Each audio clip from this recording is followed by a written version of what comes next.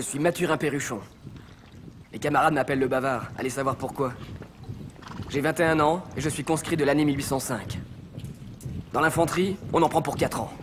Pour les cavaliers, c'est 2 ans de plus. On nous fit faire des marches dont rien ne peut donner l'idée. Nous étions jour et nuit sur pied. Il fallait, dans les rangs, se tenir les uns les autres pour ne pas tomber de fatigue et de sommeil. Quelques-uns se jetaient dans les fossés et il était impossible de les en tirer. Les vétérans, nos instructeurs, souffraient autant que nous, les nouveaux. Et nous étions aussi inquiets de ne pas savoir quand nous pourrions rentrer chez nous. Et pourtant, avec le maréchal Ney, nous courions de victoire en victoire. De tous ces bonheurs de soldats, une scène nous a particulièrement touché l'âme.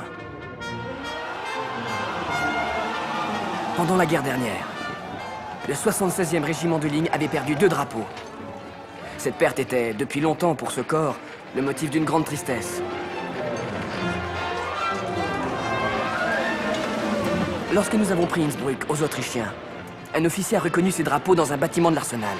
Nous sommes accourus aussitôt. Lorsque le maréchal Ney nous les rendit, avec cérémonie, les larmes coulaient des yeux de tous les vieux soldats.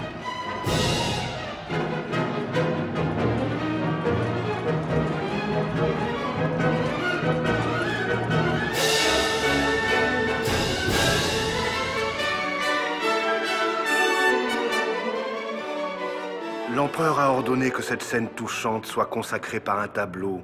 Le soldat français a pour ses drapeaux un sentiment qui tient de la tendresse. Ils sont l'objet de son culte, comme un présent reçu des mains d'une maîtresse. Meunier a réalisé un chef-d'œuvre.